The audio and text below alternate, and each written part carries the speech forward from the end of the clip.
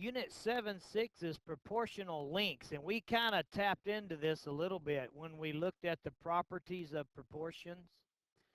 But Theorem 7.3 says if a line is parallel to a side of a triangle,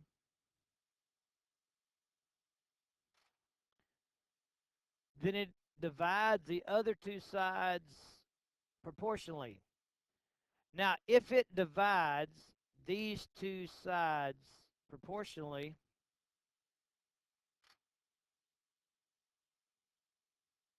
then if you recall in our properties of proportions, we could do this, anything twice and get a proportion besides crisscross. We could say top over top equal bottom over bottom.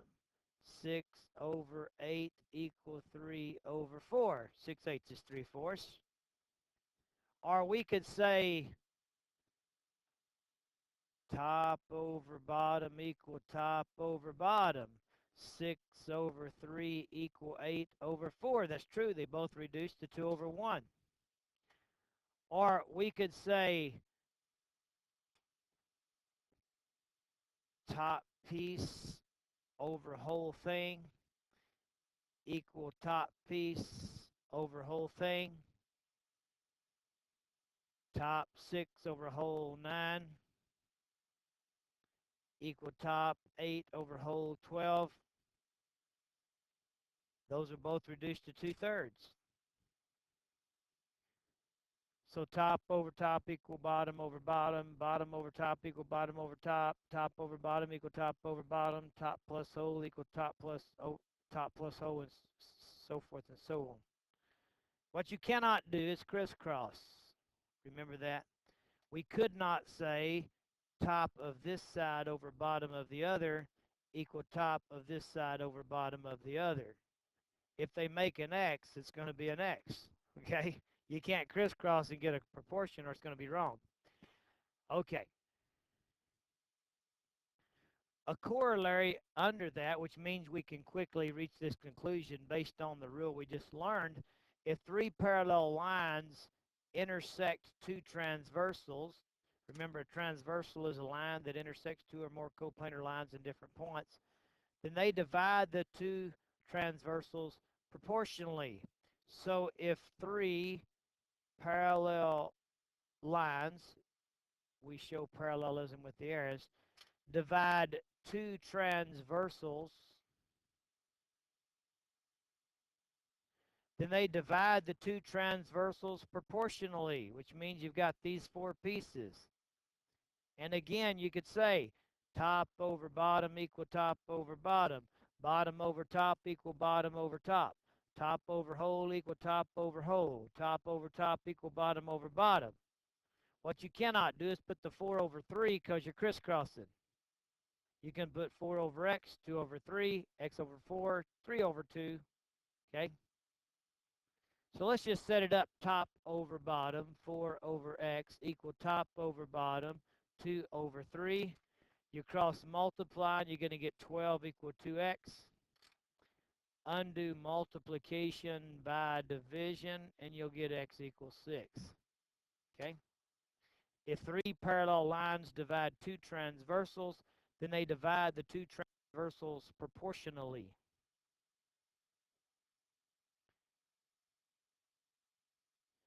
Theorem 7.4. If a ray bisects an angle of a triangle, then it divides the opposite side into two segments proportional to the other two sides. So we're starting with an angle bisector.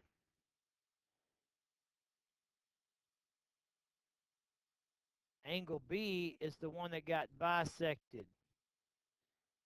If a ray bisects a side of a triangle, it divides the opposite side into two segments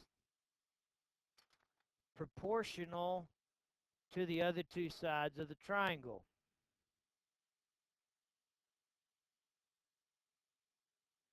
So these pieces 6 and 8 are proportional to the other two sides, 12 and x.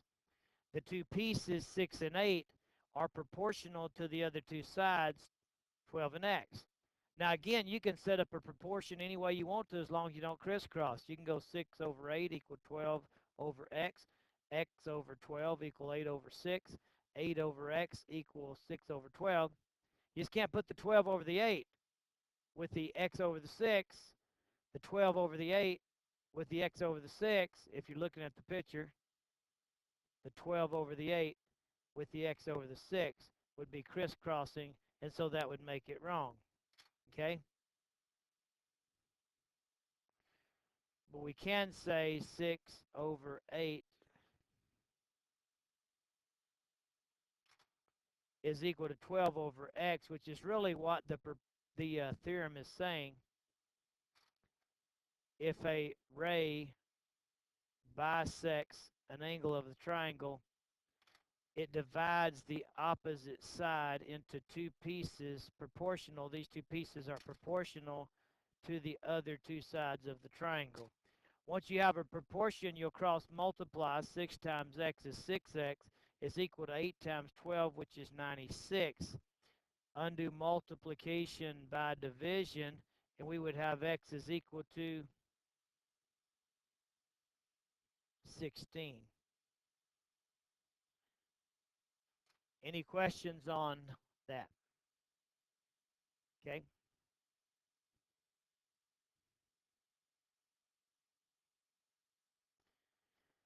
So that brings us to 7-6 daily work. Be careful because I'm being tricky on purpose. You may think, well, he just messed up and left something off. No. I have students all the time who will try to do rules, run drills in geometry, and they don't look at the if part. Theorems and postulates in geometry are conditional statements. If this is true, then that is true. There's a postulate that says if a line is parallel, if two sides of a triangle are parallel,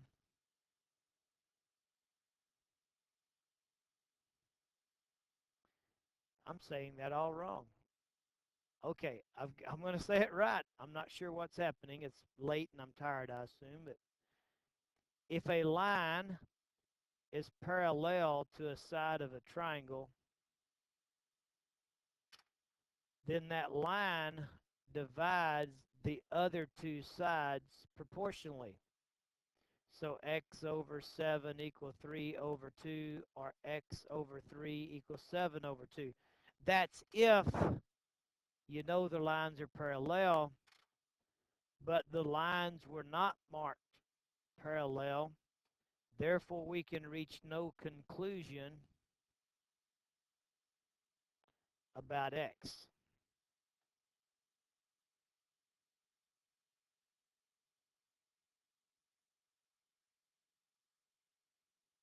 We just don't know. Everybody understand that? So don't just jump in there and start doing these problems without seeing if the given part is true. Okay? You may run into another no conclusion or two as you go. All right. Number two. Number two comes from the corollary of the theorem, which says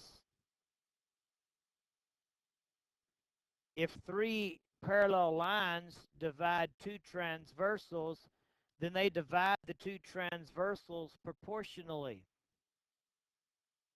So we have all three lines marked parallel, so we're good to go this time. If three parallel lines divide two transversals, then they divide the two transversals proportionally. So top piece over bottom piece equal top piece over bottom piece. That's the way the proportion really should be set up. Top piece over bottom piece is equal to top piece over bottom piece.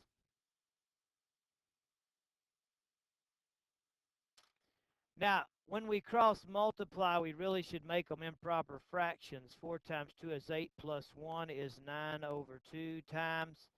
6 times 4 is 24 plus 3 is 27 over 4 is equal to 2 times 8 is 16 plus 1 is 17 over 8x. So we'll go ahead and multiply here. 9 times 27 is 180 plus 63, which is 243 over 2 times 4 is 8. We learned that on page 5 of the algebra book. You multiply the numbers, numerators, and you multiply the names, denominators, and you get a new name.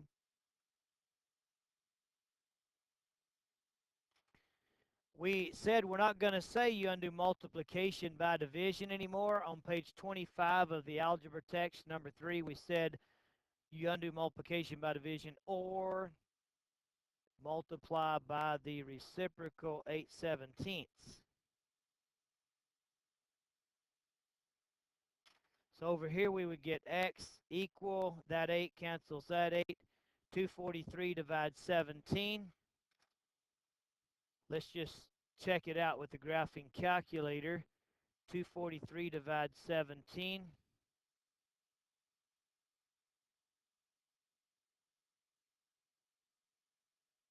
It doesn't come out even, it'll go 14 times. So we'll divide it out on paper.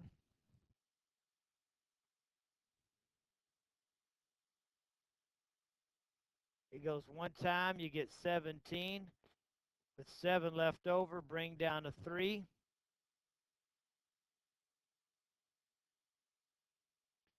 You go 4 times, you get 28. Carry your 2. That'd be a 68. You would have 5 left over. When you subtract, you'd put your remainder 5 over your divisor 17. And so you would have 14 and 5/17. Okay?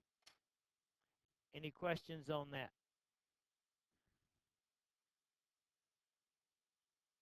All right. Let's look at number 5.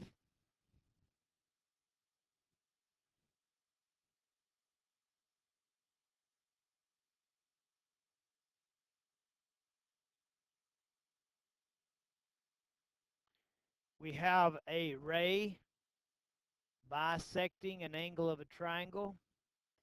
If a ray bisects a side of a triangle, if a ray bisects an angle of a triangle, then it divides the other two sides. Let's say that better.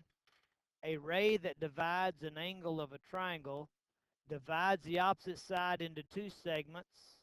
That's the 5 and 6. Proportional to the other two sides of the triangle x and 15.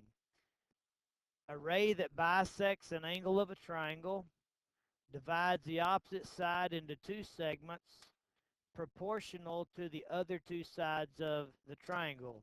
We do have an angle bisector, that's the if part, so we can reach the conclusion that that this side got divided into two segments, 5 and 6, so that those two segments are proportional to the other two sides of the triangle x and 15. Now you may say, well, I'm not sure whether to put the 5 with the 6 and x. How do you know that? Well, let's look at our arrows. We're going to do the same thing twice, right to left, right to left. See? Just go the same direction twice without crisscrossing and your proportion will be fine. And then we're going to go 15 times 5 is 75 is equal to 6 times x, which is 6x.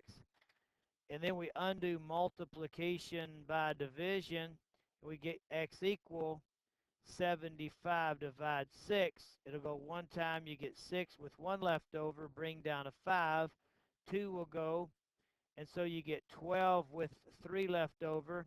You put your remainder 3 over divisor 6, and you would reduce to 12 and a half. Okay? Any questions on number 5?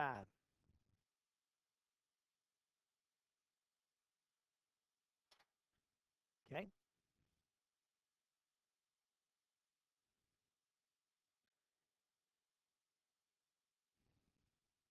Let's just look at 10, 11, and 12.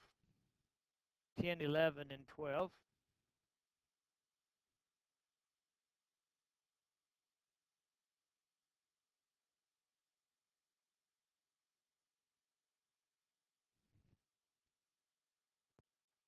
if a line is parallel to a side of a triangle, it is because the arrows are there to show it, then it divides the other two sides proportionally, so little piece of this side over big piece would be equal to little piece of this side over big piece.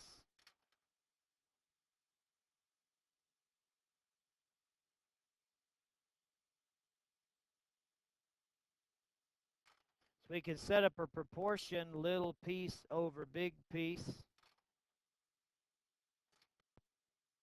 equal little piece over big piece. And we can find CE. We cross multiply 5 times CE is equal to 45 times 4 is 180. Undo multiplication by division, we get CE, is equal to 3, 15, 30, 36.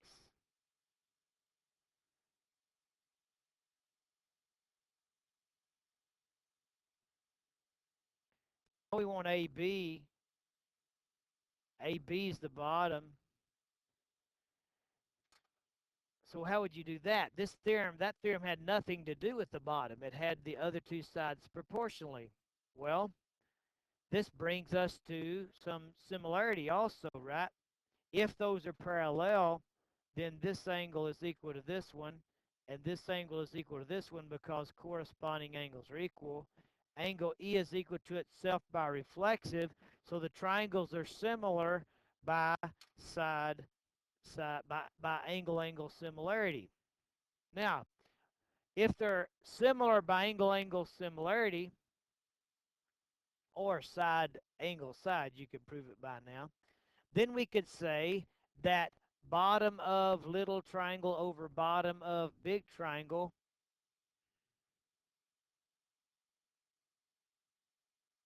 is equal to left side of little triangle over left side of big triangle. So bottom of little triangle, you see the little triangle I'm talking about, this one? Bottom of little triangle 45 over bottom of big triangle, that's the whole big thing. The bottom of the whole big thing is the 5 and 45 added together. So the whole bottom is 50. So bottom of little triangle 45 over bottom of big triangle 50 would be equal to left side of little triangle. We put little on top, so we got to go little triangle, left side of little triangle 20 over left side of big triangle AB. So we can set up a proportion. And so we cross multiply, we get 45 AB is equal to 50 times 20, which is 1,000. We're going to undo multiplication by division, so we divide by 45. And so we get AB is equal to 1,000 divided by 45.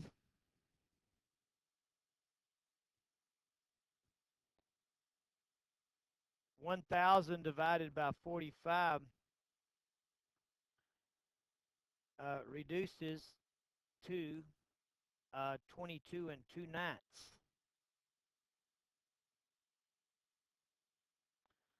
So 40,000 divide 45. Let me do that on the calculator because I want to show you something.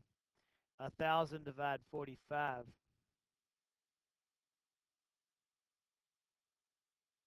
We're going to get a repeating decimal, see, 22.2 repeating. Remember in Algebra 1 on page 24, we talked about counting numbers, whole numbers, integers, and all. If you have a repeating decimal, you put it over 9, so that's 22 and 2/9.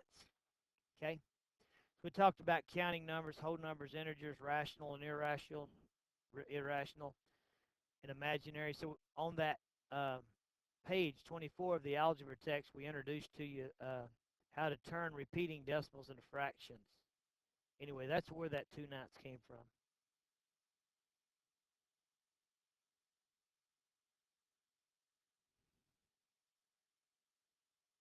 Okay, lost some stuff there. All right, we're going to let you finish those on your own. That brings us to the odd answers. So we've finished the chapter. So the next recording will be the review. Again, don't forget that the odd answers are at the end of the chapter and that they're totally worked out for you. Okay.